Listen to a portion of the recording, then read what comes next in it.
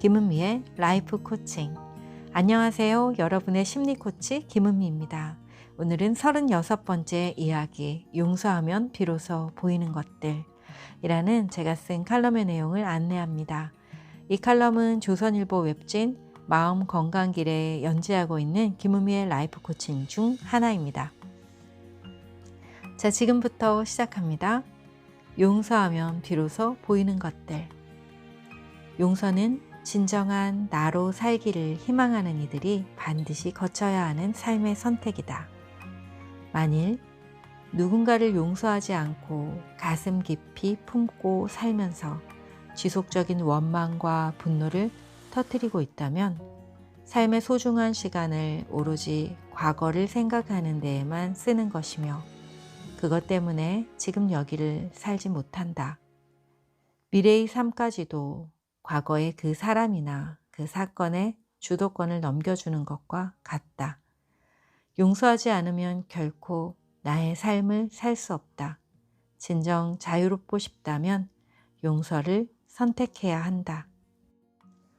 미워하는 누군가를 계속 생각하다 보면 살면서 자신도 모르는 사이에 그 대상을 닮아간다는 말이 있다. 얼마나 끔찍한 일인가.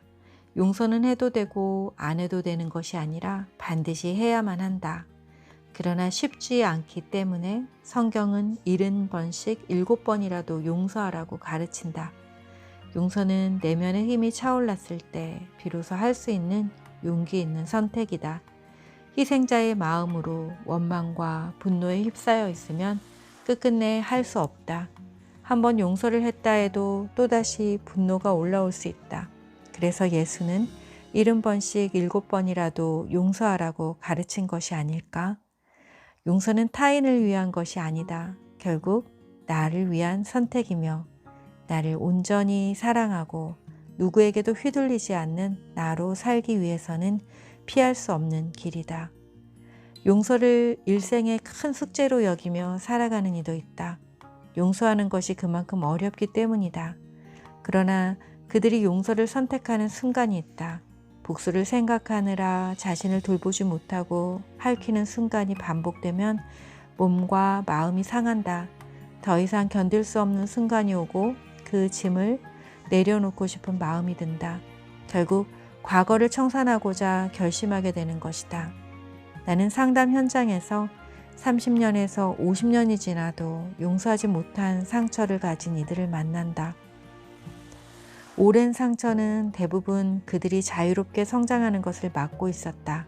그 상처는 나는 버림받은 사람이다. 나는 짓밟힌 사람이다.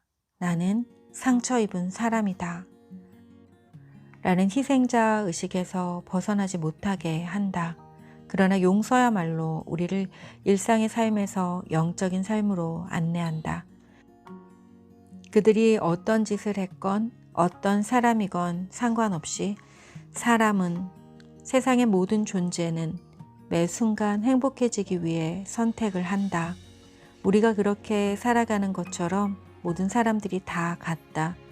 이것을 받아들일 수 있다면 스스로 행복해지기 위해 다른 사람의 행복을 짓밟고 상처를 주는 방식을 선택할 수밖에 없는 그 사람에 대한 안타까움이 일어난다.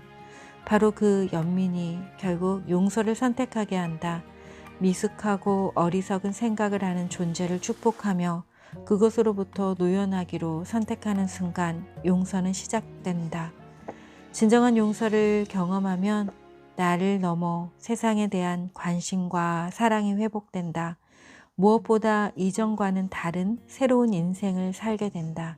활력이 넘치며 사는 게 재미있어진다. 70번씩 7번이라도 용서하고 또 용서하다 보면 아무리 힘든 기억일지라도 그만 포기하고 항복하고 말 것이다.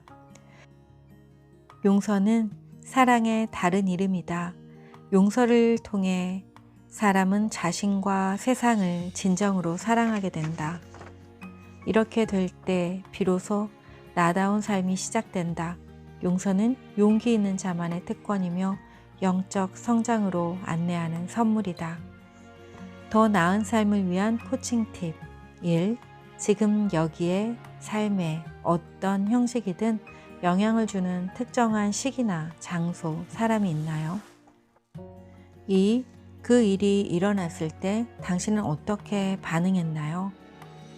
3. 만약 1%라도 당신에게 책임이 있다면 무엇인가요? 4. 당신의 삶을 위해 어떤 선택을 하고 싶은가요? 당신은 그저 어떤 것에도 거리낌 없이 모든 선택을 할 수 있습니다. 제가 준비한 내용은 여기까지입니다. 오늘 내용 좋으셨다면 좋아요, 구독 눌러주시고요. 필요한 분들에게 공유도 부탁드려요. 여러분 사랑하고 축복합니다. 오늘도 평안하세요. 저는 다음 영상에서 또 뵙겠습니다. 여러분 안녕.